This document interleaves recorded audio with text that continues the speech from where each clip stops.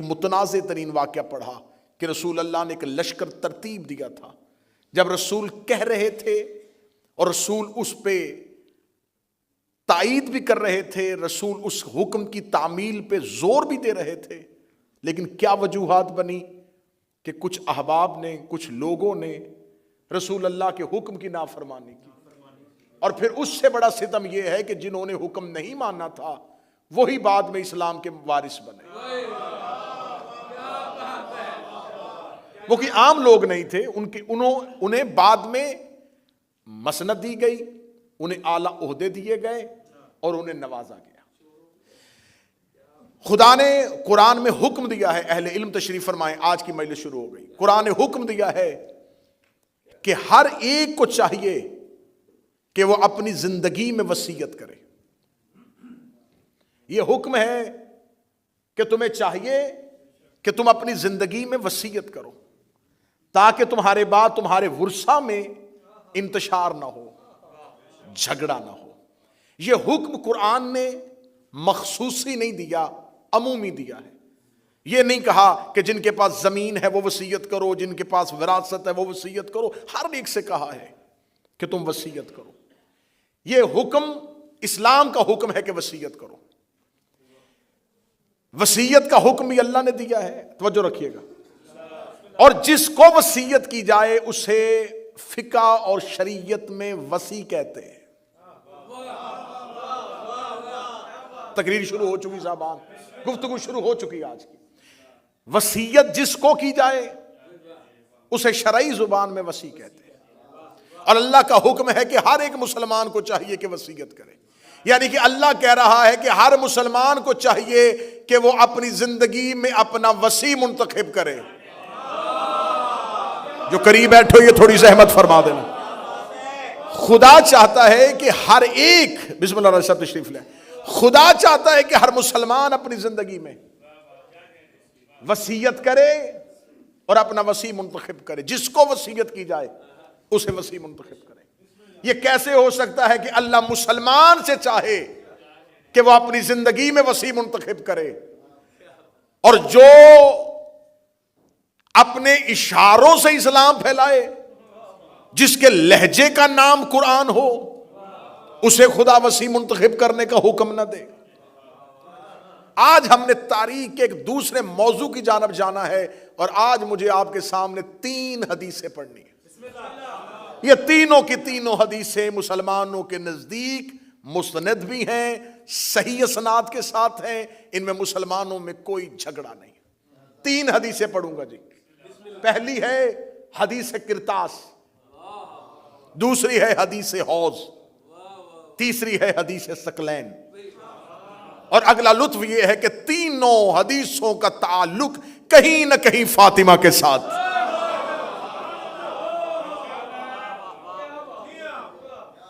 یہ 3 مختلف احادیث ہیں جن میں کوئی دو رائے نہیں ہے. جس میں یہ پہلی حدیث ہے حدیث کرتاس، اسے مسلمانوں کے سب سے بڑے محدث جن کی آج صحیح کو مسلمان قرآن کے بعد سب سے بڑا درجہ دیتے ہیں، صحیح بخاری، اس میں 7 مقامات پر جو مجھ سے چاہے وہ، کیونکہ طوالت کو پیش نظر رکھتے ہوئے میں حدیث کے مکمل نمبر اور مکمل متن نہ پڑھ سکوں گا، جو بعد میں لینا چاہے وہ مجھ سے حدیث کے نمبر لے سکتا ہے. 7 جگہوں پہ بخاری نے اس حدیث کو مختلف جگہوں پہ نقل کیا.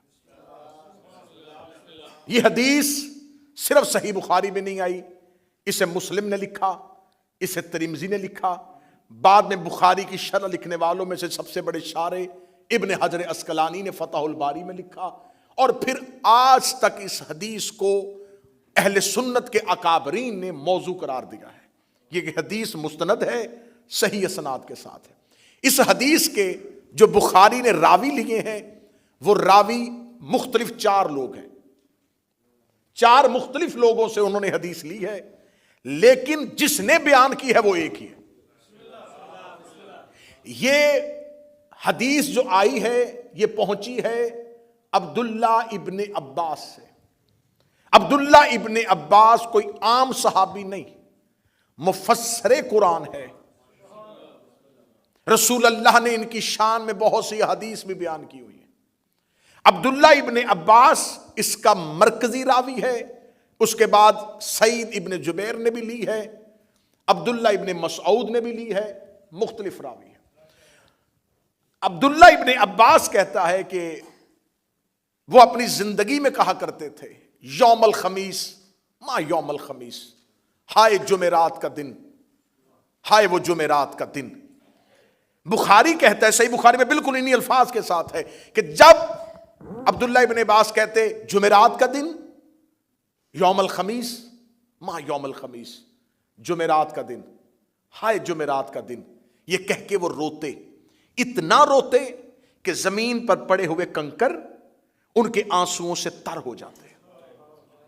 جب وہ اس شدت کے ساتھ روتے، اور پھر مختلف لوگ جو ان کے پاس بیٹھے ہوتے انہوں نے اس روایت اس حدیث کو نقل کیا کہ وہ کہتے ہیں کہ ہائے کاش میں اپنی زندگی میں وہ جمعرات نہ دیکھتا کہ جب رسول اپنے حجرے میں شدت مرض میں تڑپ رہے تھے اور رسول نے اپنے حجرے میں کہا تھا کہ آؤ میں تمہیں کچھ لکھ دوں، کاغذ اور قلم لے کے آؤ۔ سنیے گا حدیث، کاغذ اور قلم لے کے آؤ، قلم اور کرتاس لے کے آؤ تاکہ میں تمہیں کچھ لکھ دوں، تاکہ تم میرے بعد گمراہ نہ ہو جاؤ۔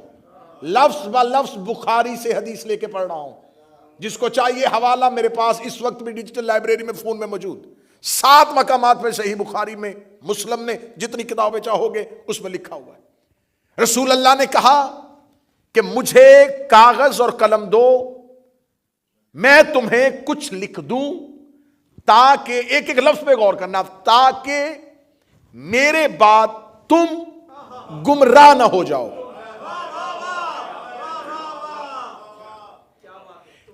عبداللہ ابن عباس کہتا ہے کہ جو ہی رسول نے یہ لفظ کہا تو حجرے میں جو موجود لوگ تھے ان میں اختلاف پیدا ہو گیا۔ میں نے کل کی مجلس میں کہا تھا اختلاف نبی کی زندگی میں ہوا۔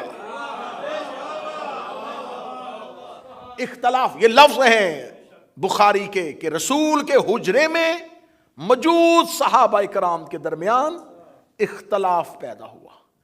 ایک گروہ کہہ رہا تھا کہ رسول مانگ رہے ہیں کاغذ قلم دو، ایک گروہ جن کی نمائندگی عمر ابن خطاب کر رہے تھے انہوں نے کہا کہ کاغذ قلم کی ضرورت نہیں، اور انہوں نے ایک لفظ کہا جو بخاری نے لکھ دیا ہے، حجر رسول اللہ۔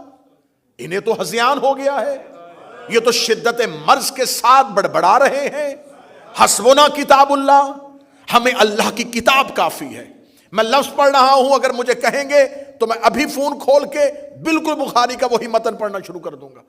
جب انہوں نے یہ لفظ کہا تو رسول اللہ نے کہا قوموا انی، اٹھو میرے پاس سے چلے جاؤ، مجھے اس حال میں رہنے دو، میں اس میں خوش ہوں بجائے اس حال کے جس میں تم مجھے لے کے جا رہے ہو۔ یہ کہہ کے نبی نے ان کو حجرے سے نکال دیا۔ اس کے بعد عبداللہ ابن عباس کہتا ہے کہ سعید ابن جبیر کہتا ہے عبداللہ ابن مسعود سے بھی نقل ہوا کہ ابن عباس کہتا ہے، اب بخاری نے دیکھیں آگے خیانت کیا ہوئی ہے، کہ پھر رسول نے 3 وصیتیں کی۔ پہلی وصیت کی کہ مشرکین کو جزیرہ عرب سے نکال دو، پہلی وصیت۔ دوسری وصیت کی میرے بعد آنے والے وفود کا ویسے ہی خیال رکھنا جیسے میں اپنی زندگی میں رکھتا تھا۔ سر اٹھانا میری شیعہ قوم کا نوجوان، میں سب سے بڑی علمی چوری اور علمی دہشت گردی آپ کے سامنے رکھنے لگا ہوں۔ اس کے بعد بخاری کہتا ہے کہ سعید ابن جبیر کہتا ہے کہ رسول نے کوئی تیسری وصیت بھی کی تھی جو ہم بھول گئے۔ 2 وصیتیں ہمیں یاد ہیں، تیسری وصیت کو یا تو ابن عباس نے ہمیں نہیں بتایا، یا سعید کہتا میں بھول گیا، یا اس کے بعد وانے کہتے ہم بھول گئے۔ لیکن بخاری نے 7 مقامات پہ لکھا کہ وہ تیسری نبی کی وصیت امت تک نہیں پہنچی۔ یہ ہے وہ حدیث جسے کہتے ہیں حدیث کرتاس۔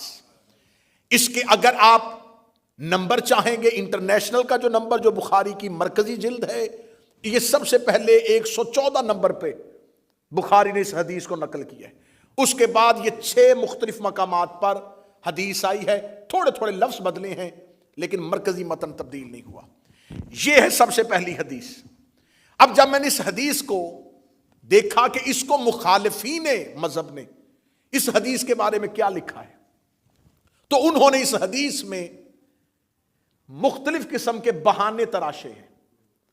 انہوں نے پہلا بہانہ جو بیان کیا ہے، میں نے اس پہ اتنی محنت کی ہے کہ جنہوں نے اس حدیث کو دفاع کرنے کی کوشش کی ہے انہیں پڑھا بھی ہے، اور جو لکھتے نہیں انہیں سنا بھی ہے کہ آخر اس کا دفاع کیسے کر رہے ہیں، کس چیز کے ساتھ دفاع کر رہے ہیں۔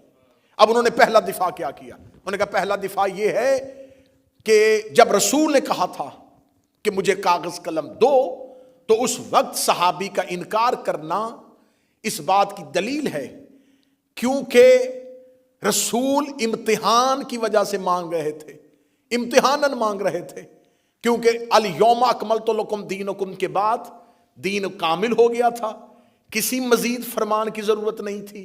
تو نبی صحابہ کا امتحان لینا چاہتے تھے کہ دیکھوں کہ میں ان سے کاغذ قلم مانگوں تو یہ مجھے دیتے ہیں، اگر یہ مجھے دیں گے تو پھر مجھے پتہ چل جائے گا کہ جب اللہ نے کہہ دیا ہے کہ دین کامل ہو گیا تو پھر یہ کسی اور نئی چیز کو کیوں لکھوا رہے ہیں۔ تو لہٰذا رسول صحابہ کا امتحان لے رہے تھے، تو صحابہ اپنے امتحان میں کامیاب ہو گئے، انہوں نے کاغذ قلم نہیں دیا۔ یہ پہلی طویل ہے۔ جامع الازہر مصر سے شروع کروں گا اور مرزا محمد علی انجینئر تک آ جاؤں گا جنہوں نے اس حدیث کو دفاع کرنے کی کوشش کی۔ دوسری طویل بیان کی، انہوں نے کہا دوسری وجہ یہ کہ حضرت عمر ابن خطاب سمجھ گئے تھے، ان کی دور اندیشی تھی کہ رسول اللہ کہیں کچھ ایسا نہ لکھ دیں جو بعد میں امت اس پر عمل نہ کر سکے اور گناہگار ہو جائے۔ یہ ہے دوسری تعویل۔ آئیے اب چلتے ہیں تیسری تعویل کی طرف۔ موضوع پسند ہے یا نہیں پسند ہے؟ تیسری تعویل کی طرف۔ تیسرا بہانہ کیا کیا؟ ان کا تیسرا بہانہ یہ ہے کہ جب رسول کہہ رہے تھے کہ کاغذ قلم لاؤ، اور اس وقت جو انکار کیا گیا وہ اس وجہ سے کہ رسول اس وقت شدید بیمار تھے اور صحابہ نبی سے بہت محبت کرتے تھے، انہیں خبر تھی کہ اگر نبی کچھ لکھیں گے تو نبی کو لکھنے میں تکلیف ہوگی، تو لہٰذا انہوں نے نبی کو لکھنے سے منع کیا۔ یہ ہے تعویلیں، یہ ہے بہانے۔ میری آواز صرف حسینیت تک نہیں، دنیا میں پھیلے گی۔ آپ کی وساطت سے میں پیغام پہنچانے لگا ہوں اپنے اہل سنت بھائیوں تک۔ تمہیں رسول کا واسطہ ایک شخص کو بچانے کے لیے،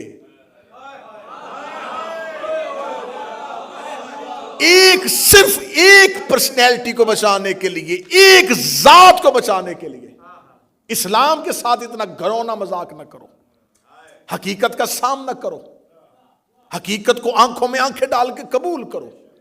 اب تم نے 4 طویلیں کی جو تمہارے جامع الازہر مصر سے شروع ہوئی اور جہلم میں بیٹھے ہوئے مرزا محمد علی تک، اس نے یہی طویلیں پیش کی، یہی وجہ تھی، اس کے علاوہ کوئی وجہ نہیں تھی۔ آؤ ایک ایک طویل پہ بات کرتے ہیں۔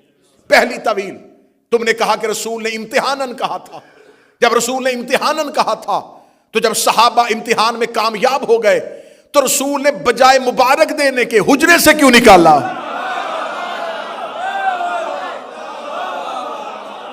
بھائی رسول امتحاناً کہہ رہے تھے نا، رسول امتحاناً کہہ رہے تھے،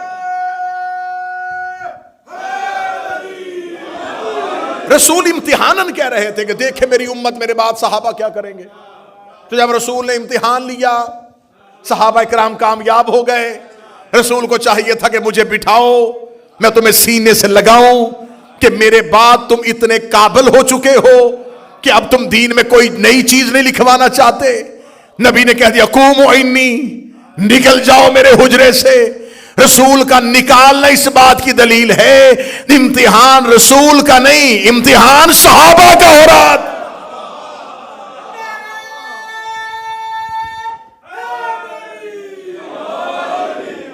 اب اس حدیث کو، اور میں جب اس پہ پورا تیار کر رہا تھا کہ اس حدیث کو ہم نے کیسے دفاعی پوزیشن پہ آ کے اس کا سامنا کرنا ہے، تو میں سب کو سن رہا تھا راجہ، تو مجھے ایک یوٹیوب پر سکالر ہے مرزا محمد علی، اس نے اپنی اس حدیث پہ بحث کرتے ہوئے قبلہ کہا کہ یہ وہ ہڈی ہے حدیث کرتاس جسے نہ اہل سنت نگل سکتے ہیں نہ اگل سکتے ہیں۔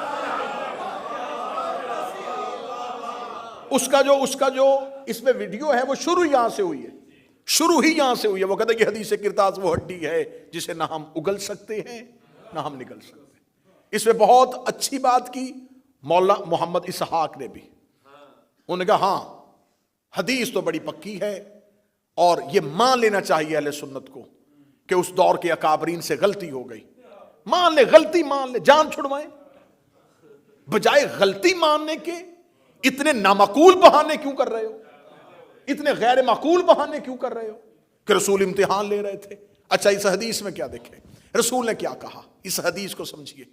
نبی نے کہا مجھے قلم اور کاغذ دو تاکہ میں تمہیں کچھ لکھ دوں، تاکہ تم میرے بعد گمراہ نہ ہونا۔ اب سننا، میں نتیجہ دینے لگا ہوں، میں جگر کا لہو دے رہا ہوں، تاکہ تم میرے بعد گمراہ نہ ہونا۔ اس کا مطلب ہے کہ رسول نے کہا تھا، شرط لگا دی تھی، مشروط کر دیا تھا کہ اگر نہ لکھواؤ گے تو گمراہ ہو جاؤ گے۔ نہ مجھے مجمع کی تائید چاہیے، رسول نے شرط رکھ دی تھی اگر نہ لکھواؤ گے تو گمراہ ہو جاؤ گے۔ اب تمہارے پاس دو گلیاں ہیں، اپنی مرضی سے جس مرضی گلی میں چلا جا، یا تو مان کے صحابہ نے لکھوا لیا تھا، اگر نہیں لکھوایا تھا تو نبی نے کہا تھا اگر نہیں لکھواؤ گے تو گمراہ ہو جاؤ گے۔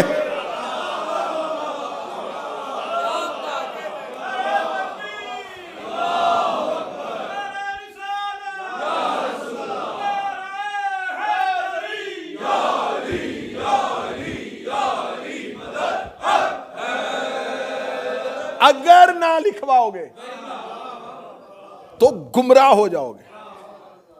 اس کا مطلب ہے کہ جو اس وقت موجود تھے، حاضر تھے، رسول انہیں کہہ رہے ہیں اگر تم نے نہ لکھوایا، نہیں میں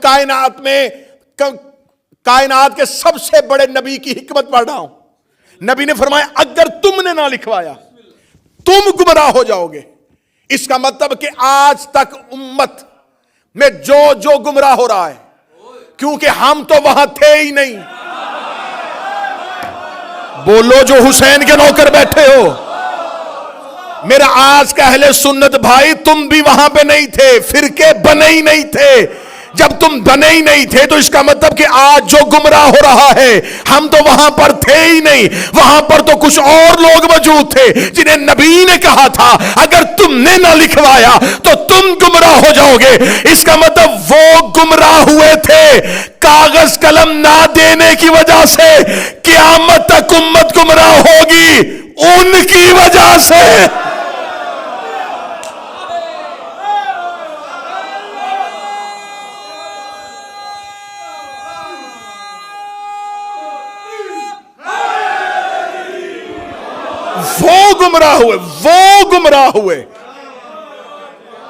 وہ گمراہ ہوئے انکار کی وجہ سے۔ اب جو گمراہ ہوگا، نہ ہم سے نبی نے مانگا، قیامت والے دن اللہ کسی گمراہ کو جہنم میں پھینکے گا تو وہ کہہ دے گا میرے اللہ میرا کوئی قصور نہیں ہے، کاش میرے تک وہ تحریر آ جاتی۔ اللہ کہے گا تجھ تک تحریر آئی نہیں تو پھر اسے مانا کیوں تھا جس نے تحریر کا انکار کیا تھا۔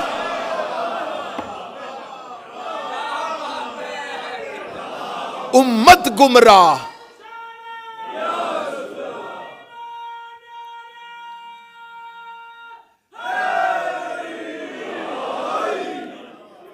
اگلا جملہ کہوں جی، جملہ کہوں اگر ذہن تیار ہیں، اس کا مطلب ہے کہ امت صرف ابلیس کی وجہ سے گمراہ نہیں ہو رہی۔ بول سکو جو بولو جو حسین کے نوکر بیٹھے۔ اس کا مطلب ہے کہ کہ امت صرف شیطان کی وجہ سے نہیں، اس کا کام ختم ہو گیا.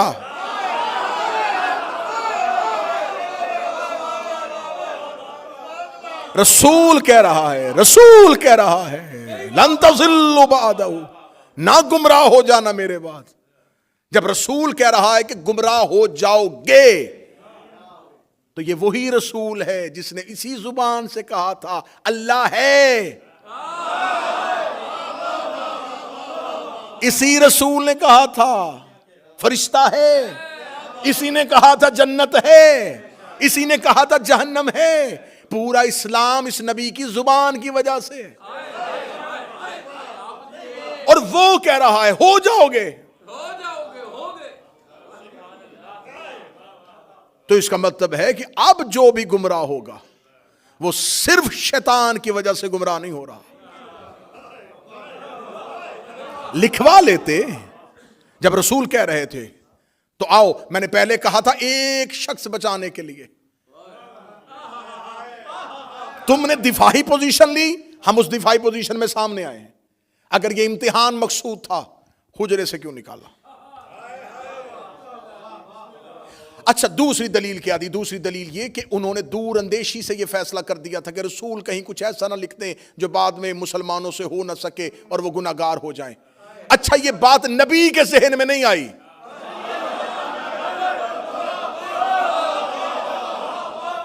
وہ جو امت کی شفاعت کرنے والا ہے، صحابی پہ وحی نہیں ہوتی، صحابی پہ الہام بھی نہیں ہوتا. تو اس کا مطلب جو بات حکمت پیغمبر اور تدبر رسول میں نہیں تھی، وہ بات ایک قدم آگے بڑھ کے انہوں نے کیوں سوچی؟ پھر تیسری تعویل بیان کی کہ محبت کی وجہ سے رسول کہہ رہے تھے اور یہ سمجھ رہے تھے کہ رسول کو لکھنے میں تکلیف ہوگی. آئیں قرآن سے پوچھیں کہ محبت رسول اپنی سوچ کی وجہ سے ہوتی ہے یا اطاعت کی وجہ سے ہوتی؟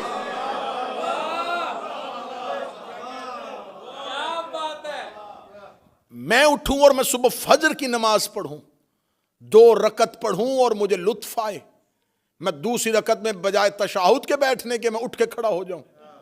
میں عشق میں تیسری بھی پڑھوں اور پڑھوں بھی سورہ یاسین اور قرات بھی بڑی خوبصورت کروں اور روؤں بھی آنسوؤں کے ساتھ، اور میں قبلہ ارشد ترابی صاحب سے پوچھوں قبلہ آج صبح نماز میں اتنا لطف آیا کہ میں نے 2 رکعت پہ رکا ہی نہیں، میں نے تیسری بھی پڑھ دی. یہ فوراً کہیں گے دوبارہ نماز ادا کر کیونکہ تیری نماز باطل ہو گئی. میں نے کہا تیسری رکعت میں یاسین پڑھی تھی، رکوع میں رویا بھی بڑا تھا. انہوں نے کہا 2 پڑھی تھی تو اطاعت تھی، تیسری پڑھی تو بغاوت ہو گئی.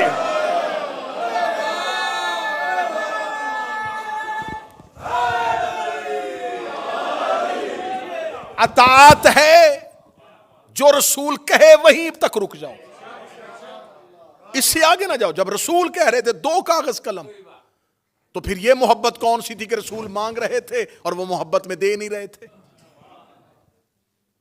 اب دیکھیں سامنے دشمن بھی بڑا شاطر ہوتا ہے. انہوں نے یہ طویلیں بیان کی، جب ہمارے علماء نے آگے سے دفاع کیا انہوں نے پھر آگے سے ایک پوزیشن اور لی. میں اگلی پوزیشن پہ جانے لگا. اب میں اگلے مورچوں پہ آ گیا ہوں. اب اگلے مورچے پہ حملہ ہم پہ کیا ہوا؟ اچھا آپ شیعوں کو بڑی تکلیف ہوئی کہ نہیں دیا انہوں نے کاغذ قلم، تو علی دے دیتے،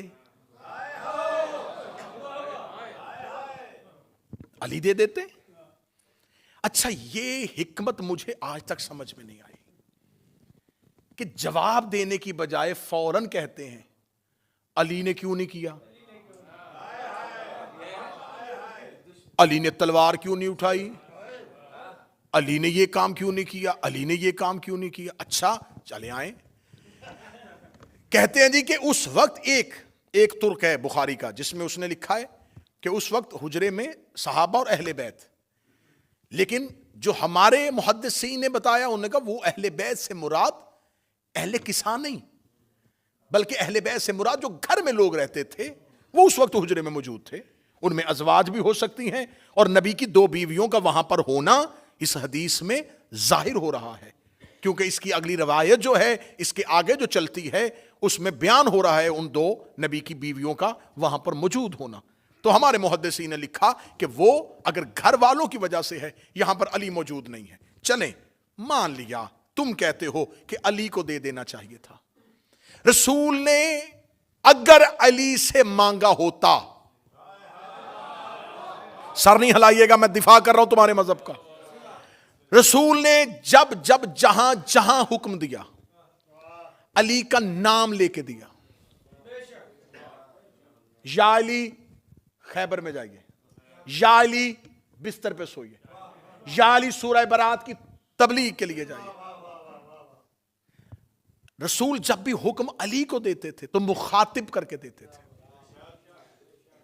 یہاں پر تو رسول نے یہ نہیں کہا اے علی مجھے کاغذ قلم دیجئے، کہتے جی اچھا اگر علی کو نہیں دیا تو موجود تو تھے نا، تو جب سب موجود تھے تو اس کا مطلب پھر علی کو دے دینا چاہیے تھا، علی کا نام نہیں لیا تو جس کا آپ انکار کر رہے ہیں اس کا بھی نام نہیں لیا، اچھا اس کا بھی انکار میں نام نہیں لیا، تو اب آیا ہے خود اپنے ہی جال میں سیا، کہ جب رسول نے اتنے حجرے میں لوگوں میں کسی ایک کا نام نہیں لیا تھا تو جواب ایک نے کیوں دیا؟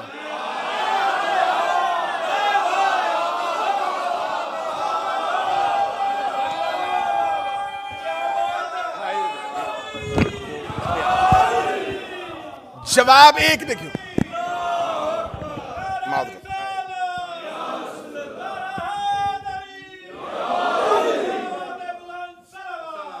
اللہم صلی علی محمد۔ جواب بتا رہا ہے کہ مخاطب کون تھا۔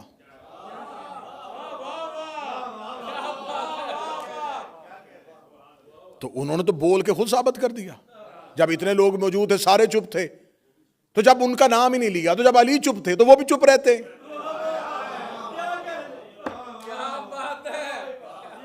اچھا علی نے کاغذ قلم کیوں نہیں دیا، اس بات میں بحث بعد میں کریں گے، پہلے یہ بتاؤ علی نے انکار تو نہیں نہ کیا؟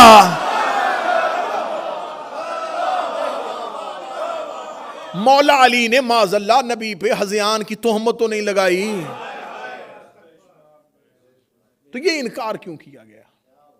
دوسری ایک اور سکالر اٹھا، اس نے کہا دیکھیں یہ بات شیعہ ذاکرین کرتے ہیں اور شیعہ علماء کرتے ہیں، لیکن انہیں یہ بتانا چاہیے اپنی قوم کو کہ جب رسول اللہ یہ حکم دے رہے تھے تو جب رسول کو پتا تھا، عالم الغیب تھے، شیعہ تو کہتے ہیں نبی کے علم غیب کے ماننے والے ہیں، تو یہ نبی کے علم غیب کے معتقد ہیں، تو پھر ان کو یہ ماننا چاہیے کہ جب نبی کو خبر تھی کہ مجھے کاغذ قلم نہیں دیں گے تو نبی نے مانگا کیوں؟ این آخری وقت میں نبی اپنے آخری لمحوں میں، آخری سانسوں میں کیوں وہ چیز مانگ رہے ہیں جس کے بارے میں نبی کو اندیشہ بھی ہو کہ یہ مجھے انکار کریں گے، اس سے مجھے تکلیف ہوگی، جھگڑا ہو جائے گا، امت گروہوں کا شکار ہو جائے گی، مجمع سارا چپ بھی ہو جائے، جہاں مجھے بات پہنچانی میں وہاں پہنچانے لگا ہوں۔ جب اللہ کو پتا تھا شیطان نے سجدہ نہیں کرنا، اس نے حکم دیا کیوں تھا؟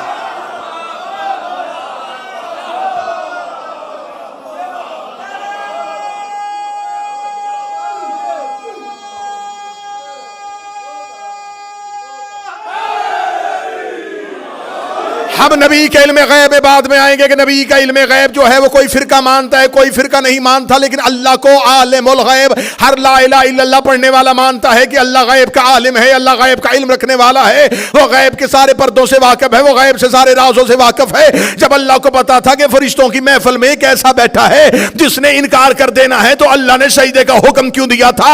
اللہ کو پتا تھا کہ اس کے دل میں آدم کا بغض ہے، اس کے دل میں آدم کے لیے نفرت ہے۔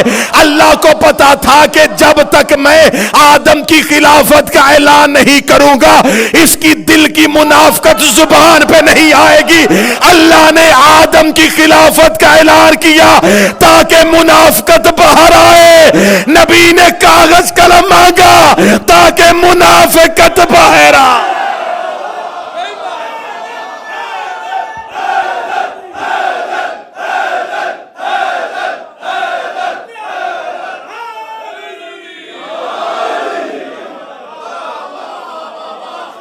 اللہ نے حکم دیا تھا.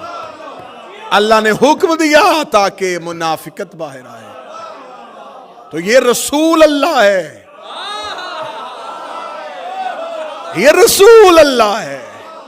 یہ بھی وہی کرتا ہے جو اللہ کرتا ہے, بلکہ اللہ اس سے وہی کرواتا ہے جو وہ خود کرتا.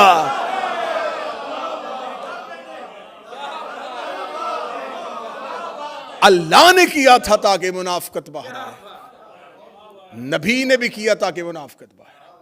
اللہ سجدے کا حکم نہ دیتا.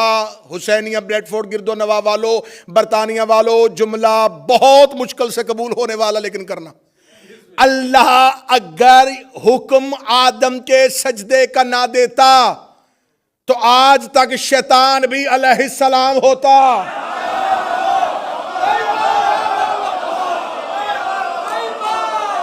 مجمع خاموش ہو گیا, میں جملہ کہہ گیا, کیونکہ وہ علیہ السلاموں میں رہتا تھا.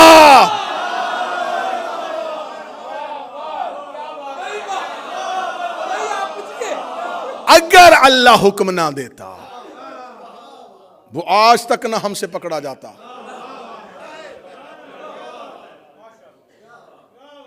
اللہ نے حکم دیا تاکہ علیہ السلاموں میں ایک لعنت اللہ باہر آئے.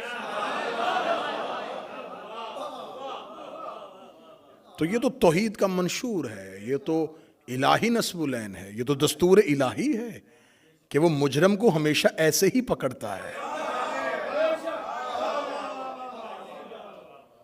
پھر رسول نے کہا کہ میں تمہیں لکھ دوں تاکہ تم میرے بعد گمراہ نہ ہو جاؤ. اچھا, علی نے کیوں نہیں لکھوایا؟ علی کو گمراہی کا خطرہ ہوتا تو لکھواتا.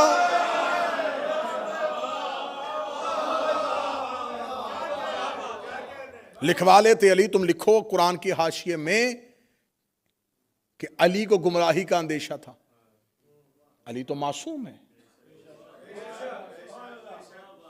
تو رسول نے ساتھ ہی کہا تھا کہ وہ لکھوائے جس نے بعد میں گمراہ ہونا ہے. سرنا ہلانا زبان سے بولنا, میں محنت کر کے پڑھ رہا ہوں, تم علی کی بات کرتے ہو. سلمان نے بھی نہیں لکھوایا, عمار نے بھی نہیں لکھوایا, مقداد نے بھی نہیں لکھوایا. جب ڈاکٹر نسخہ لکھتا ہے تو بیمار ہاتھ آگے کرتا ہے.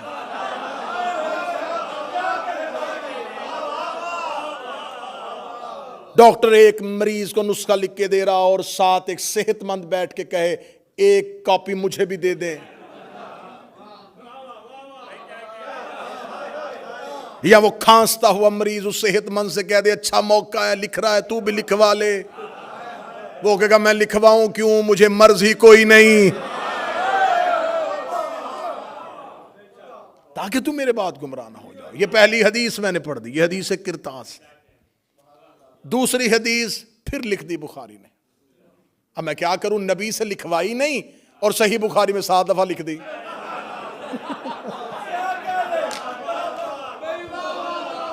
نبی سے قبلہ ترابی صاحب نبی سے ایک بار نہیں لکھوائی.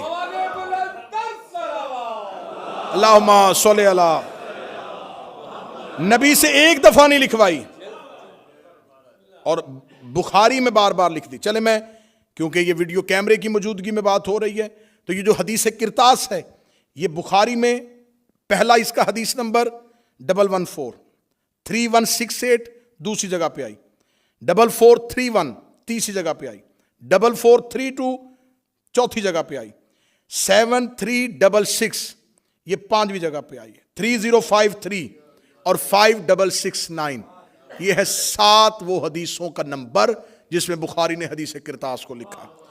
اب میں جو حدیث آپ کے سامنے پڑھنے لگا ہوں, اس حدیث کو پھر بخاری نے 6576 پہلا نمبر, 2367 دوسرا نمبر, 6582 تیسرا نمبر, 6585 6586 پہ بھی یہی, 6587 پہ بھی یہی, 7048 پہ بھی یہی, 7049 پہ بھی یہی اور 7051 پہ بھی یہی. یہ اگلی حدیث میں پڑھنے لگا ہوں. پہلی اتر گئی جی, رسول نے کہا لکھ دیں, انہوں نے کہا ہمیں نہیں لکھوانا. کیوں؟ حسبنا کتاب اللہ, ہمیں اللہ کی کتاب کافی ہے۔ رسول نے ایک حدیث کہی ہے انی تارکن فیکم الثقلین، میں تمہارے درمیان دو چیزیں چھوڑ کے جا رہا ہوں، کتاب اللہ و اطرتی اہل بیت، ایک اللہ کی کتاب اور ایک میری اطاعت۔ اس حدیث کو بدلا نہیں، رسول نے کہا میں قرآن چھوڑ کے جا رہا ہوں اور سنت چھوڑ کے جا رہا ہوں۔ اچھا، رسول چیزیں دو چھوڑ کے جا رہے ہیں، قرآن اور سنت، اور جو حجرے میں شخص کھڑا ہے وہ کہہ رہا ہے ہمیں صرف قرآن چاہیے۔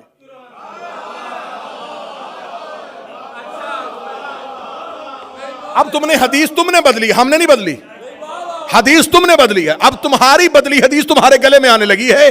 تم نے کہا نبی دو چیزیں چھوڑ کے گئے، ایک قرآن اور ایک سنت، یہ حدیث بھی تمہاری ہے اور جو حجرے میں بول رہا ہے وہ بھی تمہارا ہے، وہ کہہ رہا ہے ہمیں صرف قرآن چاہیے۔ اب سر نہیں، مجھے مجمع کی زبان سے تائی چاہیے۔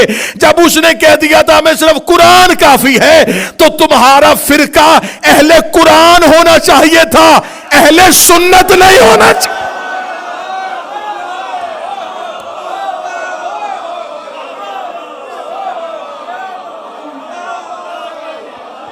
فرقے کا نام ہونا چاہیے تھا فرقہ اہل قرآن۔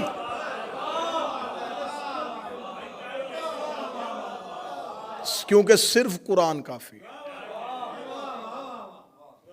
ہمیں صرف قرآن کافی ہے۔ پھر آج میرا اہل سنت بھائی جو اس مجمع میں موجود ہے یا جو جہاں جہاں سنے گا، آج کے بعد یا اس شخص کو ماننا یا حدیث ماننا، دو نمبری مذہب میں تو نہ کرو کہ اسے بھی مانو جو کہہ رہا ہے کہ قرآن کافی ہے، پھر بعد میں حدیث کو بھی مانو۔ اگر حدیثیں پڑھنی ہیں تو پھر اسے چھوڑو، اگر اس کی فرما برداری کرنی ہے، اسے ماننا ہے، اس پر یقین رکھنا ہے، پھر احادیث کا انکار کرو، کیونکہ اس نے مجمع عام میں کہا ہے کہ حسبنا کتاب اللہ، ہمیں اللہ کی کتاب کافی ہے۔ دوسری حدیث میں نے پھر اس کے جو سارے نمبر نوٹ کروا دیے، یہ حدیث پھر بخاری میں آ گئی۔ اس حدیث کو کہا جاتا ہے عمران بھائی حدیث حوض، دو عمران اکٹھے اور تذکرہ آل عمران کا۔ دوسری جگہ پہ حدیث آئی حدیث حوض۔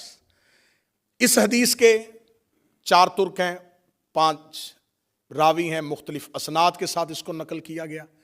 اس میں لکھا گیا کہ رسول اللہ خود بیان کرتے ہیں کہ قیامت والے دن میں حوض کوثر پہ ہوں گا، یا کچھ میرے اصحاب میں سے کچھ لوگوں کو لایا جائے گا، جو ہی وہ میرے قریب آنے لگیں گے تو فرشتے ان کو حوض کوثر سے ایسے ہٹائیں گے جیسے اجنبی اونٹ کو کھیت سے نکالا جاتا ہے، وہ انہیں ہٹائیں گے، دھکے مار کے ہٹائیں گے۔ ایک اجنبی اونٹ، یہ عرب کی مثال ہے کہ ایک چرتا ہوا اونٹ کسی کے کھیت میں چلا جائے تو وہ پلیز کہہ کے تو نہیں اسے نکالے گا، اس کسان کو کتنی تکلیف ہوگی جس کی فصل کو ایک آوارہ اونٹ آ جائے۔ اب میں نہیں بیان کر سکتا کہ قیامت والے دن کیا ہوگا، بس تم اپنے ذہن میں اپنے معاشرے کی مثال رکھ دو کہ جیسے وہ نکالتا ہے ایسے فرشتے انہیں ہٹائیں گے، پیچھے کر دیں گے حوض کوثر سے، اور نبی کہیں گے میرے اللہ یہ میرے اصحاب ہیں۔ حدیث میں لفظ اصحاب آیا میرے پاس موجود، رسول کہیں گے میرے اللہ یہ میرے اصحاب ہیں، یا فرشتے کہیں گے یا رسول اللہ انہوں نے تیرے بعد تیرے دین کو بدل دیا تھا اور گمراہ ہو گئے تھے۔ بولو جو علی کے نوکر بیٹھے ہو، جو حسین کے زدار بیٹھے ہو، انہوں نے تیرے بعد تیرے دین کو بدل دیا تھا اور گمراہ ہو گئے تھے۔ یہ کہاں سے ہٹائے جائیں گے؟ حوض کوثر سے۔ یا رسول اللہ اگر آپ نے، اور یہاں پر لفظ آیا ہے کہ میرے اصحاب میں سے، شکر ہے کہ حدیث لکھنے والوں نے اصحاب لکھ دیا ہے۔ یہ اس علمی جرت کو سلام کرنا چاہیے کہ یہاں اصحاب لکھ دیا ہے کہ میرے اصحاب میں سے کچھ لوگ آئیں گے جن کو ہٹا دیا جائے گا. انہیں طوبہ سے نہیں فرشتوں نے ہٹایا, فرشتے پہنچاتے پہنچاتے انہیں حوض کوثر تک لے آئے. جب ان کو ہٹانا ہی تھا تو فرشتے تو معصوم ہیں, انہیں محشر کی عدالت میں پہلے ہی ہٹا دیتے. وہاں نہیں ہٹایا, طوبہ پہ نہیں ہٹایا, جہاں نامہ اعمال تل رہے تھے وہاں نہیں اٹھایا. حوض کوثر آخری چیک پوسٹ ہے جنت کے باہر.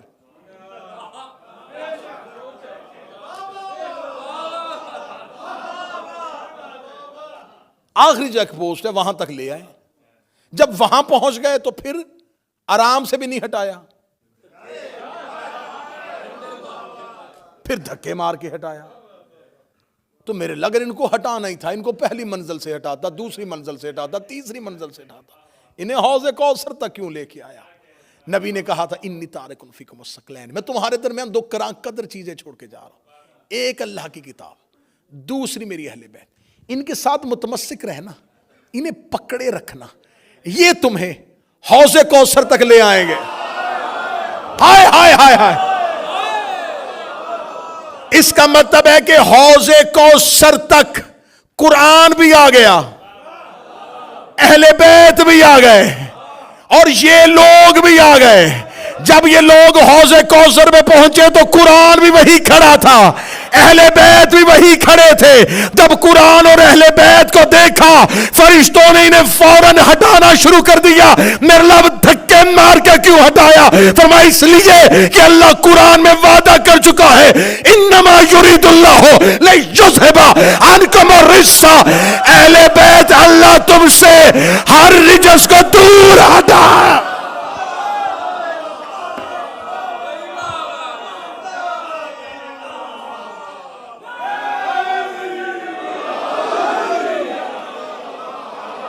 یہ ہے حوض کوثر.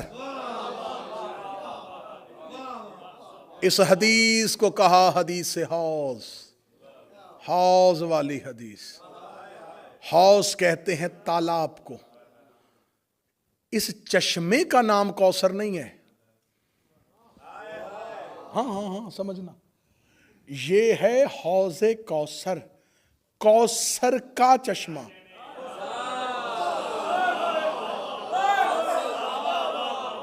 اس کا اپنا نام کوثر نہیں.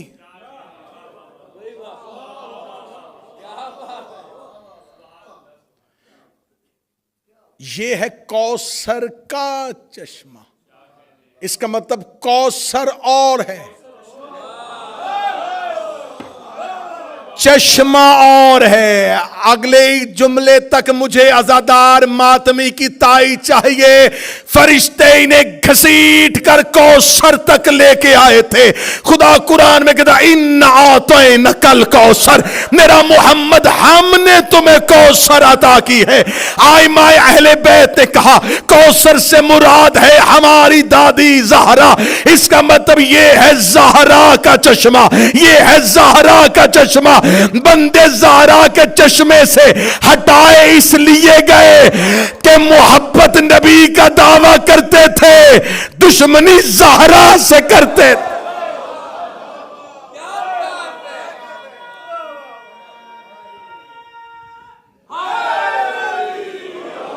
جنہیں ہٹایا گیا وہ ڈائریکٹ زہرا کے دشمن تھے.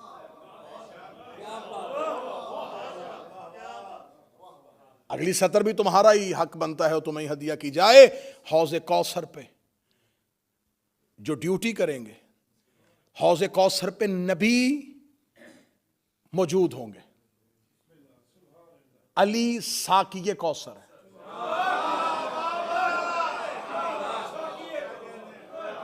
رسول اس چشمے پہ کھڑے ہوں گے, علی پلا رہے ہوں گے, حسنین دے رہے ہوں گے,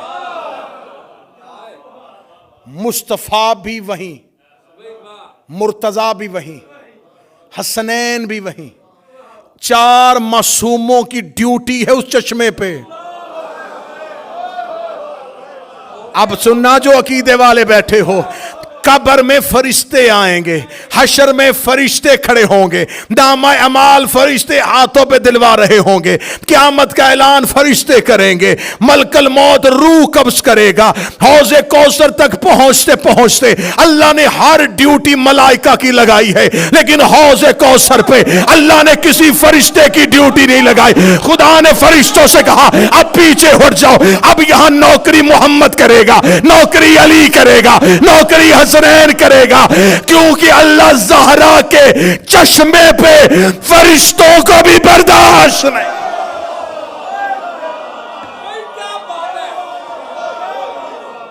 اللہ زہرا کے چشمے،